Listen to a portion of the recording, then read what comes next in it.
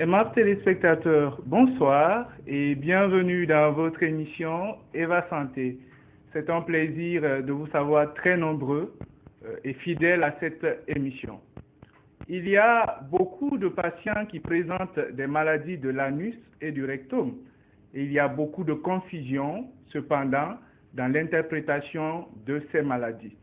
Aujourd'hui donc, nous avons choisi de vous parler des cancers anorectaux avec notre spécialiste.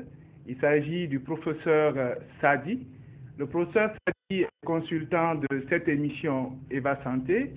Il est professeur des universités de France. Il est diplômé de Paris. Le professeur Sadi est spécialiste en chirurgie et cancérologie. Il est le chef de service et enseignant à la faculté de médecine de l'université Gamal Abdel Nasser de Conakry. Et enfin, le professeur Sadi est membre de plusieurs associations marocaines, européennes et internationales de chirurgie et de cancérologie. Professeur, bonsoir et bienvenue dans cette émission. Bonsoir, je suis très heureux de me retrouver avec vous. D'accord. Alors, je parlais qu'il y a des confusions autour des maladies de l'anus et du rectum. Alors, à l'endroit de nos téléspectateurs, est-ce que vous pouvez faire le point sur ces maladies? C'est avec plaisir que je vais le faire, d'autant plus que ça correspond à un des gros problèmes que nous avons dans la pratique. Vous avez utilisé un terme qui est juste à sa place. Il y a une confusion totale pour les malades entre certaines maladies de l'anus et du rectum. Malheureusement, parmi ces maladies, il y en a qui ne sont pas graves, mais il y en a qui sont très graves. Oui. Et quand on prend un cancer pour des hémorroïdes ou pour une fissure, c'est assez quand même important comme comportement. C'est pour ça que je trouve que le choix est extrêmement opportun et c'est une très bonne chose de parler de cette pathologie. En pratique, d'abord, vous avez parlé de cancer ou de pathologie de maladie, oui, du rectum et de l'anus. Oui. Il faut que nos téléspectateurs sachent ce que c'est que l'anus, ce que c'est que le rectum. Oui. Je ne ferai pas un cours médical, mais tout le monde sait que l'être humain mange par la bouche. Ces aliments qui sont ingérés vont subir un circuit, c'est-à-dire à partir de la bouche, ils vont passer dans un tuyau qu'on appelle l'œsophage, qui traverse le thorax. À partir de là, ils vont rentrer dans l'estomac, qui est une poche. Cet estomac a une fonction importante parce qu'il va permettre de malaxer, d'écraser les aliments solides pour les rendre en bouillie grâce à la sécrétion d'acide et d'un certain nombre de liquides. Ces aliments qui sont broyés et transformés en bouillie vont rentrer dans un circuit intestinal qu'on appelle le duodénum et le petit intestin ou l'intestin grêle, qui fait à peu près 7 mètres, 6 à 7 mètres. Et cet intestin grêle ou ce petit intestin va se vider dans le gros intestin qu'on appelle le côlon. Oui. Le côlon qui est un peu plus gros que l'intestin. Et une fois que le côlon est traversé par ces aliments, ils vont être évacués. Ce qui est positif, utile pour l'organisme, va être récupéré pendant la phase intestinale, c'est-à-dire la traversée de l'intestin. Ce qui est bon pour le corps humain va être récupéré et aller dans le foie pour être transformé en vitamines ou autres pour être utilisé par le corps. Et ce qui n'est pas bon pour le corps humain va être éliminé par les urines et par les matières fécales. Or, les matières fécales, une fois qu'elles sont prêtes dans le côlon, dans le gros intestin, ces matières fécales vont s'accumuler dans une poche qui est la partie la plus terminale du tube digestif. Oui. C'est cette poche qu'on appelle le rectum. Et l'orifice de sortie, c'est-à-dire le trou qu'on a derrière en bas, Oui. c'est ça qu'on appelle l'anus. Voilà ce que c'est donc ce qu'on appelle le tube digestif de l'être humain. Et il est important de savoir que des maladies peuvent atteindre tous les segments de ce tube digestif. Oui. Et aujourd'hui, vous avez choisi de parler, et qu'on parle de cancer du rectum et de l'anus. Donc nous allons nous concentrer sur l'anus et sur le rectum. D'accord. Vous venez de faire un rappel anatomique des portions du tube digestif. Puisque nous parlons des cancers anorectaux, quel est le degré de gravité et leur fréquence dans notre milieu? Le cancer du rectum se rencontre dans tous les pays du monde. Quand je dis cancer du rectum, je veux dire cancer de la poche rectale, oui, et en même temps de l'anus. Oui. Mais il faut préciser que ce cancer, il est moins fréquent en Afrique en général que dans les pays occidentaux, dans les pays anglo-saxons ou dans les pays européens. Oui. Donc ça, c'est un fait. Ça ne veut pas dire qu'on n'a pas de cancer, on en a, mais c'est un peu moins fréquent que dans les autres pays. Ça ne veut pas dire qu'il faut négliger. Ça ne veut pas dire qu'il faut négliger parce que ce cancer, le grand danger dans notre public, c'est le grand danger, c'est que vous allez voir tout à l'heure quand on va parler des signes de l'expression de ce cancer de l'anus ou du rectum, ça peut être n'importe quelle maladie et on a tendance à dire, quand on perd du sang par exemple par en bas, on a tendance à dire on a des hémorroïdes. D'accord. Alors que ce ne sont pas des hémorroïdes. D'accord. Alors, nous allons plutôt axer notre intervention sur ces cancers de l'anus, parce qu'il y a beaucoup de confusion qui tourne autour de ces manifestations des cancers de l'anus. Pourquoi devons-nous axer notre intervention sur cet élément-là, sur les cancers de Bien, je l'ai effleuré tout à l'heure. L'anus, c'est la porte de sortie du tube digestif. Il y a beaucoup de maladies qu'on peut rencontrer dans cette zone-là. Je vais les citer. D'accord. Les gens peuvent avoir des hémorroïdes. Les hémorroïdes, c'est quoi? C'est les veines de l'anus qui vont se dilater. Les veines, c'est des tuyaux où le sang circule, Oui. qui vont se dilater, qui vont grossir. Et quand ça grossit, eh bien, ça trouble la circulation, ça donne des petits enflements en bas, et ces enflements vont éclater un jour et donner du sang. Oui. Ça, c'est les hémorroïdes. Vous pouvez avoir ce qu'on appelle des fissures anales.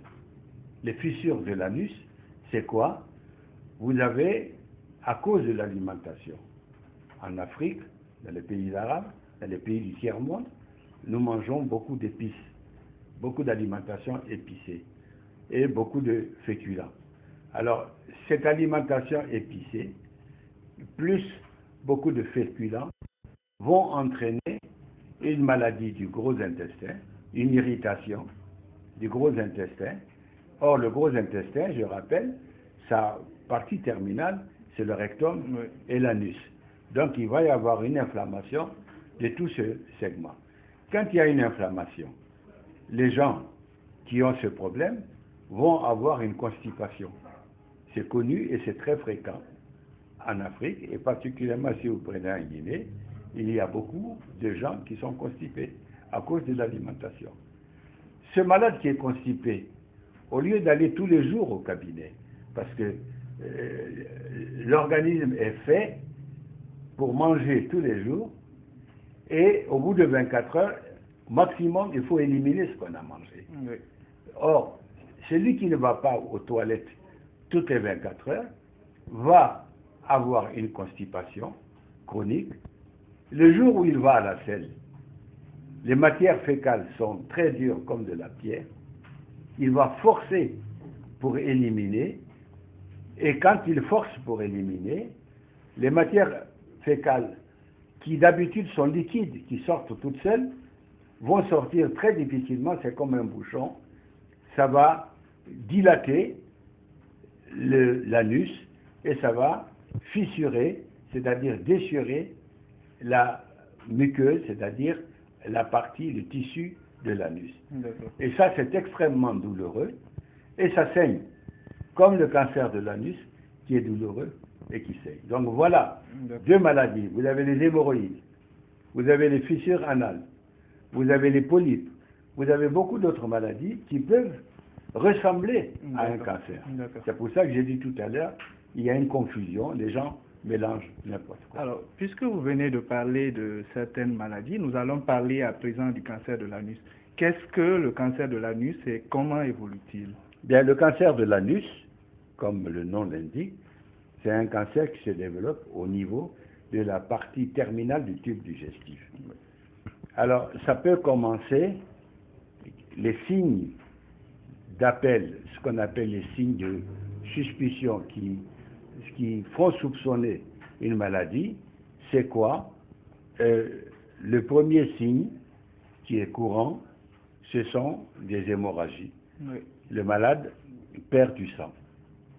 En général, c'est du sang rouge, qu'il ne faut pas confondre avec les hémorragies qui viennent de la partie haute du tube digestif. Parce que vous pouvez avoir une hémorragie de l'œsophage et de l'estomac. Ce sang qui est rouge, pour arriver à l'anus, en traversant le tube digestif, il devient noir. On appelle ça les mélénas, ça n'a pas d'importance. Oui. L'anus et le rectum, c'est du sang rouge. Donc un malade qui saigne, ce n'est pas normal. Deuxièmement, c'est la douleur. Le deuxième signe, c'est que ce monsieur ou cette dame, quand elle va à la selle, elle a toujours mal. Elle n'a pas mal spontanément dans la vie de tous les jours, mais quand elle va à la selle, elle va avoir très mal. Troisièmement, il peut y avoir des petits troubles du transit, c'est-à-dire le rythme d'élimination des matières fécales. Au lieu d'aller aux toilettes tous les jours, alors des fois ce malade va mettre 2 jours ou 3 jours pour aller aux toilettes, et des fois il va aller aux toilettes tous les jours, oui. Et il a même la diarrhée à cause de l'irritation. On appelle ça une alternance, c'est-à-dire une succession de troubles entre la constipation et la diarrhée. Il y a un autre signe qui est fondamental. En termes médicaux, on appelle ça les épreintes et les ténèbres. Qu'est-ce que c'est? Ce sont des malades qui, pendant leur travail ou pendant leur sommeil ou assis, ont une impression de vouloir aller à la selle très rapidement. Ils vont aux toilettes, ils ne font rien. C'est un besoin d'évacuer, mais quand ils vont, ils n'évacuent rien du tout. Hein, ils ont des douleurs et ils ont une impression de vouloir aller à la selle, mais ça ne donne rien du tout. Voilà ce qu'on appelle les signes d'appel. Quelqu'un qui a des troubles du transit, surtout quand il y a quelqu'un qui est constipé chronique tout le temps, il n'y a pas de problème. Quelqu'un qui a une alternance, c'est-à-dire tantôt constipation, tantôt la diarrhée, c'est pas normal. Il faut aller voir le médecin. Quelqu'un qui saigne, il faut aller voir le médecin. Quelqu'un qui a cette impression de vouloir aller à la selle, mais il va à la selle, ça ne donne rien, c'est pas normal, il faut aller voir le médecin. Et enfin, dernier élément, quand c'est l'anus, parce que le rectum c'est une poche qui est intérieure, le malade ne le sent pas.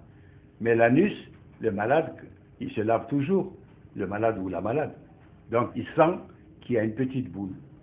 Alors cette petite boule, elle peut être de 1 cm, elle peut être de 2 cm, elle peut être de 3 cm, elle va grossir et en fin de compte, ça va donner une véritable tumeur. Il ne faut pas attendre d'avoir la grosse tumeur. Dès qu'on sent une petite anomalie, il vaut mieux aller voir le médecin. D'accord. Vous venez de parler donc des signes d'appel, des signes qui peuvent orienter le patient à aller voir un médecin. Alors, quels sont les moyens dont dispose un médecin pour pouvoir reconnaître un cancer de l'anus? Alors, pour un médecin, c'est très facile. Et je vous félicite. Encore une fois, je l'ai toujours fait, je le répète, ces émissions médicales d'évasion sont vraiment une action civique d'une importance capitale parce que vous touchez les points sensibles de la population, des maladies de la population, et c'est une action de prévention qui vaut, croyez-moi, de l'or ou de l'argent si on veut faire les sensibilisations au niveau du ministère de la Santé. D'accord. Alors, le médecin, c'est facile pour lui. Il faut qu'il examine son malade. D'accord. Et là, il y a un problème capital. Examiner un malade qui a un cancer de l'anus et du rectum, ça veut dire qu'il faut le déshabiller, comme pour tous les malades. Mais les malades ont tendance à être gênés à se déshabiller, surtout les hommes. Les femmes ont l'habitude, quand il y a une maladie des organes génitaux ou du rectum, quand on leur dit on va vous examiner, elles ont l'habitude des examens gynécologiques, il y a beaucoup moins de problèmes. Mais un homme qui vient vous dire j'ai un problème dans l'anus et le rectum, vous allez lui dire déshabillez-vous et vous allez lui dire mettez-vous en position, je vais vous examiner, ça veut dire je vais vous mettre le doigt dans le rectum, je vais rentrer par l'anus dans le rectum, c'est pas toujours facile. Donc il y a ici le rôle du médecin, je m'adresse aux collègues, particulièrement les jeunes, parce que les anciens ont l'habitude, ils sont expérimentés. Les jeunes se laissent facilement influencer par les malades. Il n'y a pas de demi-mesure en médecine. Donc, il faut que ce malade se déshabille. On regarde la région de l'anus. On voit s'il y a une déformation, s'il y a une boule, s'il y a un chou-fleur, s'il y a quelque chose d'anormal. C'est l'œil qui vous permet de dire il y a quelque chose. On met les gants, on met le doigt dans l'anus pour permettre d'étudier la souplesse ou la rigidité de l'anus. On voit parce que le doigt fait à peu près 7-8 cm, oui. On voit jusqu'à l'intérieur dans le rectum, dans la partie basse du rectum, on étudie la souplesse de la paroi, on voit s'il y a une boule, s'il y a un polype, s'il y a quelque chose. Ça, c'est la première phase, c'est l'examen clinique. Oui. Une fois qu'on a constaté quelque chose, il y a un deuxième examen qu'on fait, qui est facile, c'est ce qu'on appelle la rectoscopie. Il y a un tube qui est relié à un système de caméra. On rentre dans le canal anal, dans l'anus, et ça nous permet de monter jusqu'à 15 ou 20 ou 22 cm pour étudier uniquement l'anus et le rectum. Quelquefois, ce malade qui a un cancer de l'anus et du rectum peut avoir autre chose dans les autres parties du côlon. Alors, le rectoscope dont j'ai parlé, cet appareil qui ne mesure que 20 cm ou 25 cm, ne suffit pas. On fait ce qu'on appelle une colonoscopie, c'est-à-dire c'est un tube qui est souple, qui ne fait pas mal du tout, oui. Qu'on rentre dans l'anus. Il y a une caméra et c'est branché sur une télévision. On rentre le tube pour suivre tout le côlon à partir de l'anus, le rectum, le côlon gauche, le côlon transverse, le côlon droit, et on va étudier tout le côlon pour savoir s'il n'y a pas un autre cancer ou pour savoir s'il n'y a pas une autre lésion. En général, c'est des polypes qui peuvent plus tard devenir cancéreuses. C'est la colonoscopie. Voilà donc l'examen médical, c'est-à-dire clinique, avec nécessité absolue de mettre le doigt dans le derrière l'anus et le rectum du malade. Deuxièmement, rectoscopie. Troisièmement, colonoscopie. Ça, c'est pour faire le diagnostic. Et ça permet, si on a une lésion qui est douteuse, d'enlever un petit morceau, 2 petits morceaux, 3 petits morceaux, on va jusqu'à 6 ou 7, et de les faire analyser au laboratoire pour nous confirmer si c'est un cancer ou si c'est autre chose qu'un cancer. D'accord. Vous pouvez me dire, est-ce que tous les hôpitaux ont la colonoscopie? Je vous dirais non. Malheureusement, à part la capitale, Conakry, et même à Conakry, tout le monde n'a pas la colonoscopie. Comment faire?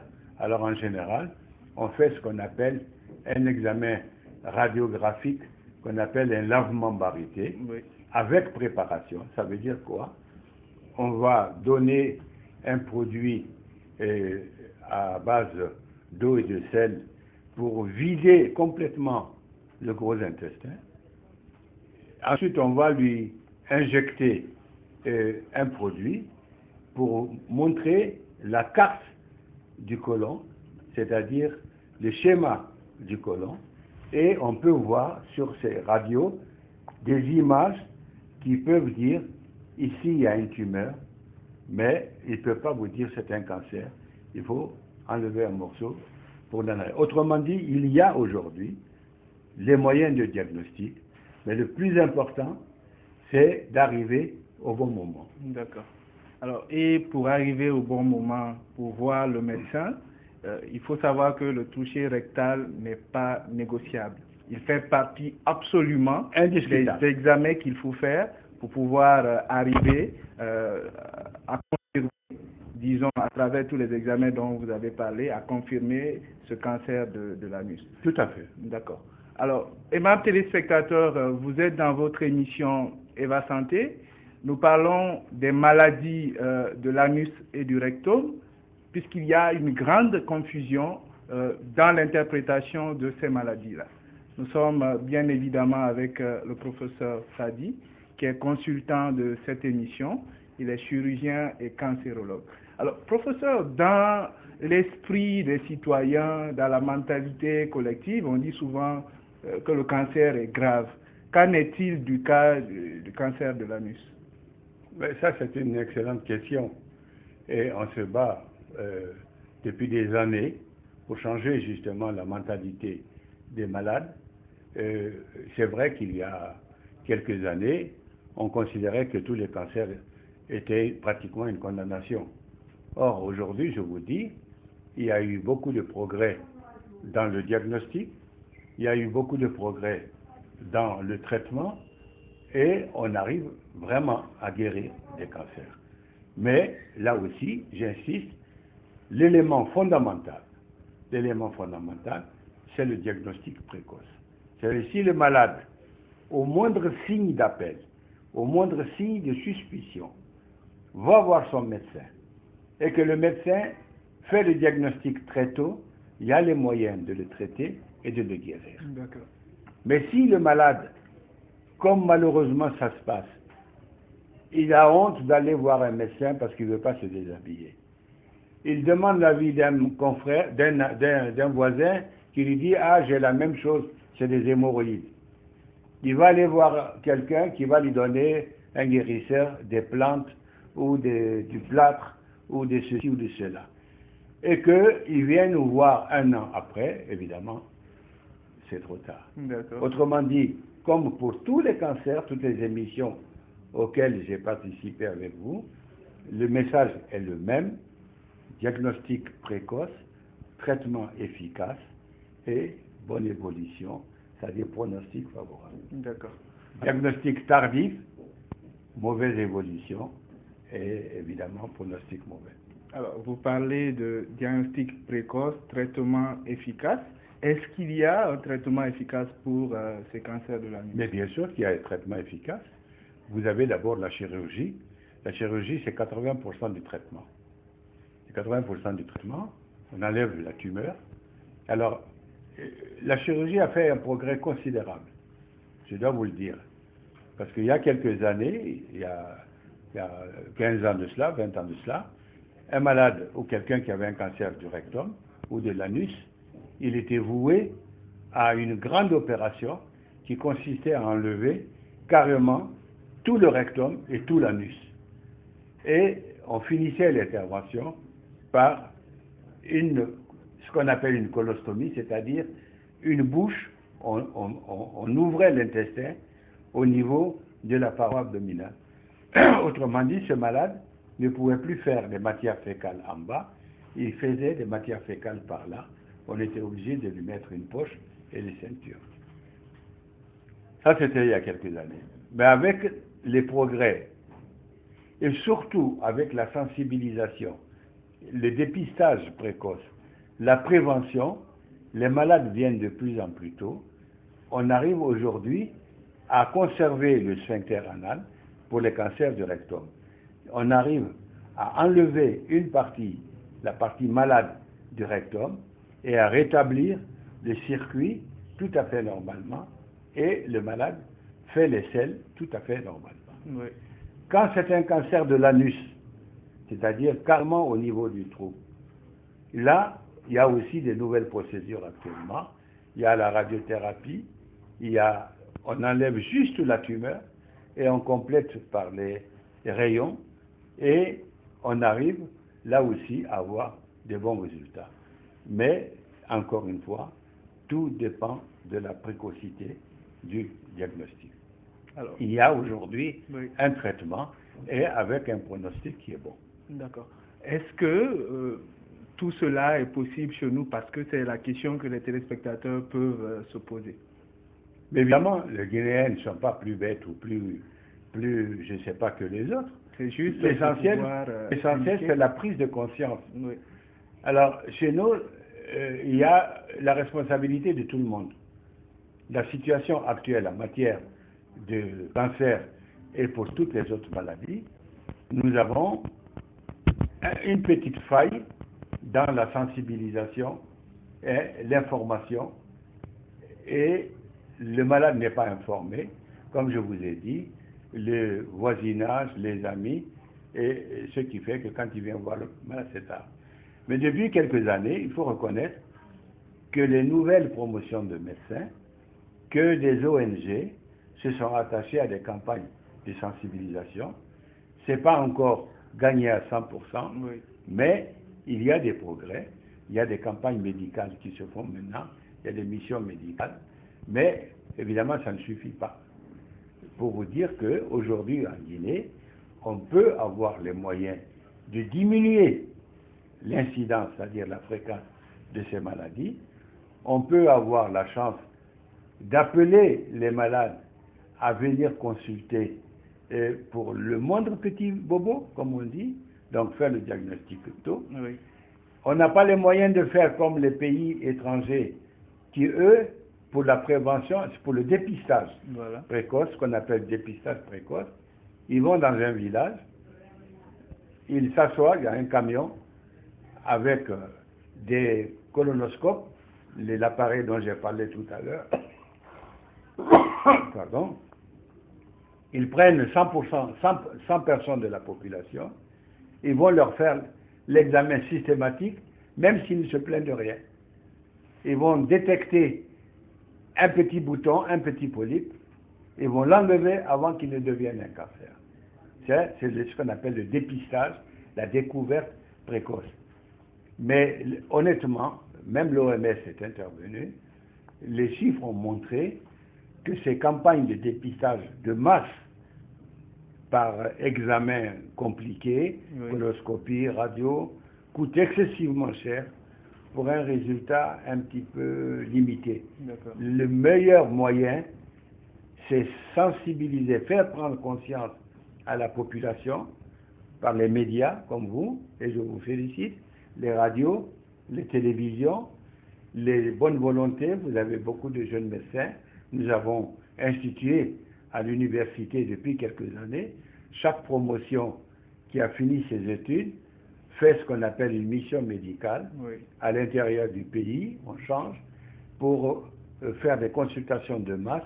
On voit 300, 400 malades le même jour et on détecte les maladies, dont le cancer, et on les oriente vers l'hôpital pour la prise en charge.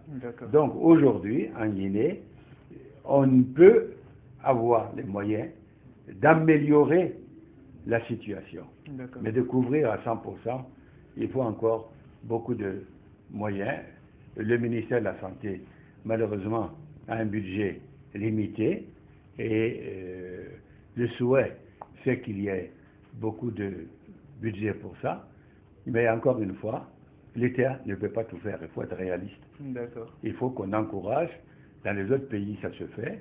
Il y a des ONG, il y a des entreprises citoyennes. Oui. Nous avons dans des pays où on dit aux entreprises citoyennes, aidez la santé, donnez des dons et on vous aide en défiscalisant, c'est-à-dire on va diminuer un petit peu les impôts au lieu de les donner au trésor, vous allez les donner directement à vos malades, à nos malades. D'accord. Nous pensons que le message est tombé dans de bonnes oreilles. Nous sommes pratiquement vers la fin de cette émission. Vous avez dit que le pronostic était bon. Nous allons voir donc quel est le pronostic de ce cancer. J'ai dit le pronostic peut être bon. Ok, peut être bon. Tous les mots sont importants. Voilà, chaque mot a son importance. D'accord. J'ai dit le message terminal, comme je l'ai fait pour toutes les émissions, chacun a son métier. Il ne faut pas faire le médecin quand on n'est pas médecin. D'accord. Il ne faut surtout pas écouter le voisin, la famille ou autre. Parce que votre santé, vous êtes seul responsable de votre santé. D'accord. Quand il y a les signes d'appel, ce qu'on appelle la médecine des signes d'appel, c'est-à-dire, en termes courants, un signe anormal, suspect, il faut aller voir un médecin. C'est le médecin qui va vous examiner, qui va vous dire c'est rien, je vous donne un petit traitement, ça va passer. Ou alors ce médecin va vous dire attention, il y a peut-être autre chose, on va faire des examens, il va arriver au diagnostic, et après il va vous dire je vais vous envoyer chez les spécialistes, chirurgiens ou cancérologues qui vont vous prendre en charge. D'accord. Le message terminal, c'est celui-là. Un malade ne doit pas saigner par en bas. S'il saigne, il ne faut pas attendre 3 mois. Il faut aller voir le médecin. Un malade qui sent une boule en bas, il faut aller voir le médecin. Un malade qui sent une diarrhée de 2 jours, 3 jours qui passe, c'est pas grave. Mais quand la diarrhée varie avec la constipation, ça c'est pas normal. Il faut aller voir le médecin. Et quand un malade a des douleurs et qu'il prend un traitement classique contre la douleur et que ça ne passe pas au bout de 48 heures, il faut aller voir le médecin. Voilà un petit peu le message terminal. D'accord. Et avec ça, on peut améliorer vraiment la prise en charge de ces malades. D'accord. Il faut aller voir les médecins, mais quels médecins aussi? Les bons médecins, ceux qui sont capables de diagnostiquer et de mettre en route un traitement ou de référer vers un spécialiste. C'est donc sur ces mots, si vous avez un dernier mot à dire. Oui, j'allais dire, vous avez dit bon médecin. On ne va pas commenter. D'accord. En tout cas, moi, je ne me permettrai pas de commenter bon médecin ou mauvais médecin, parce que dans tous les pays du monde, il y a des bons médecins et des mauvais médecins. Mais en fait, je ne parlerai pas de bons médecins et de mauvais médecins.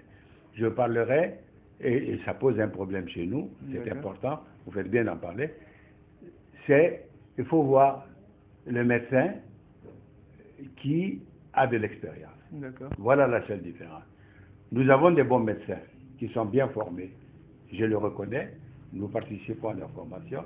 S'ils sont mauvais, on peut dire qu'on est aussi responsable.